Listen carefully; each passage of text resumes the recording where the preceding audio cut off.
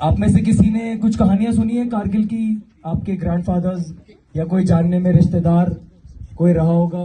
आप में से किसी ने कहानी सुनी है जो आप लोग शेयर करना चाहोगे हमारे साथ? कोई है?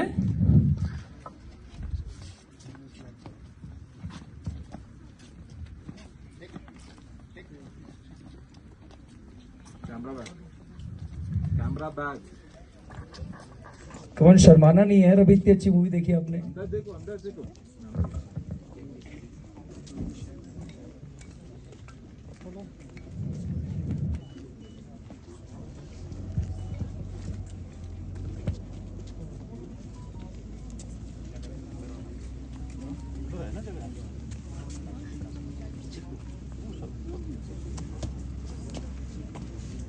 मेरे भाई ने बोला कि विक्रम बत्रा के सर के ये बोला कि वो उनकी प्रेम कथा अधूरी रह गई थी, तो कैसे मतलब वो सह लेते हैं ये सब चीजें?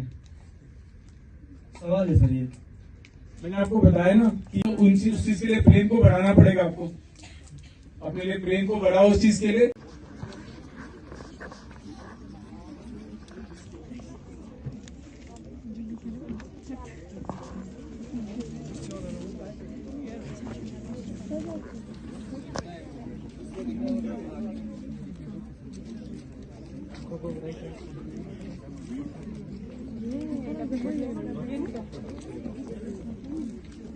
ना ही हमारे सोल्जर्स के लिए, प्लस अपने पेरेंट्स, अपने ग्रैंड पेरेंट्स के लिए भी। और कोई बच्चा?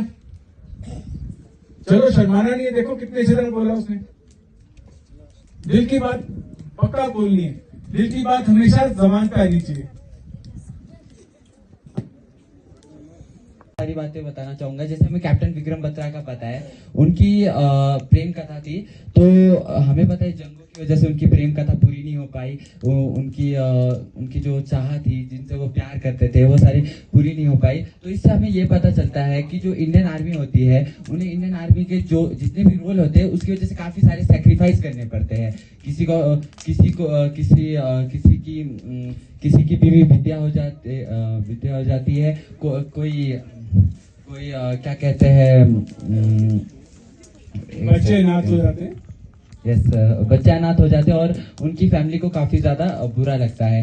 और इस चीज से हमें ये भी होना चाहिए कि जो फैमिली होती है उनको अपने जो बच्चे होते हैं उन पर बहुत ज्यादा गर्व होता है इस चीज की वजह से कि उनके बच्चे कुछ करके मरे हैं, कुछ किया है उन्होंने देश के लिए, और देश के लिए जो उन्होंने सैक्रिफाइस किए है वो इतने बड़े होते हैं कि हम उसके बारे में कह नहीं सकते। कोई काफी ज्यादा सोल्जर को मार के मरते हैं, कोई नहीं मार के मरते हैं, लेकिन जो वो ब्रेवरी दिखाते हैं वैसी ब्रेवरी कोई नॉर्मल इंसान नहीं दिखा सकता है। तो इससे हमें ये पता चलता है कि कोई भी इंसान हो, चाहे कोई भी इंसान हो, चाहे वो नॉर्मल इंसान ही क्यों ना हो, अगर वो ब्रेवरी दिखाता है तो उसका जो रोल है वो भी किसी फौजी से कम नहीं हो सकता है। Thank you sir. कोई बोलना चाहता है? हाँ, किसी ने इधर हाँ बोला इस तरफ। बेटे शर्माना नहीं कभी जिंदगी में। चलो फिर आपस में किसी को कर दो वॉलंटियर। भारत माता की जय! भारत माता की जय! Okay, thank you. अधिका के लिए सब क्लैप करेंगे।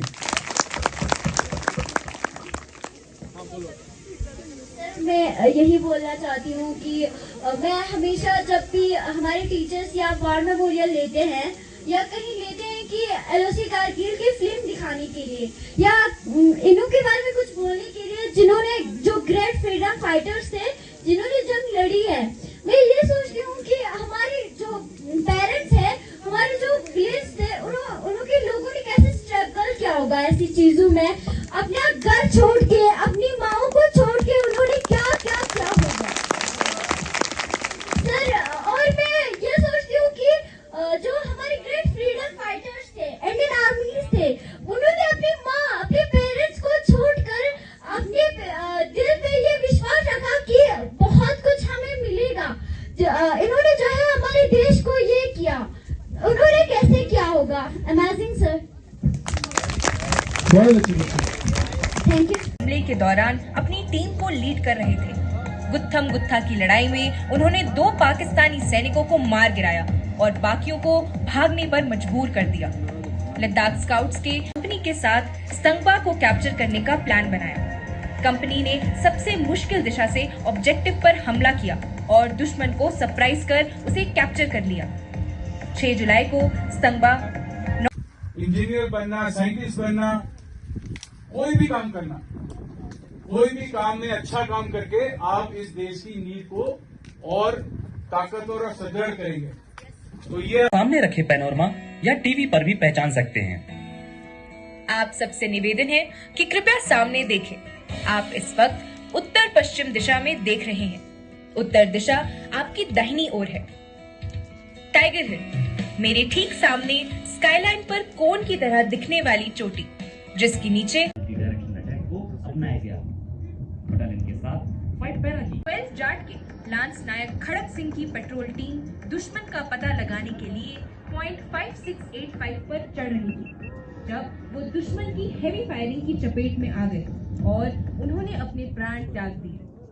889 लाइट रेजिमेंट के लांस नायक मुकेश कुमार ने इन शुरुआती हमलों में अपना अहम योगदान दिया। 12 और खारूबार रिज लाइन की लड़ाइयां अहम थी। जगह देकर करनी पड़ी। उनकी वीरता को नमन करते हुए पॉइंट 5765 का नाम तलवार चौक रखा गया। ऑपरेशन विजय के आधिकारिक तौर पे समाप्त होने के पश्चात भी पाकिस्तानी सेना का दुष्चार्य कई जगहों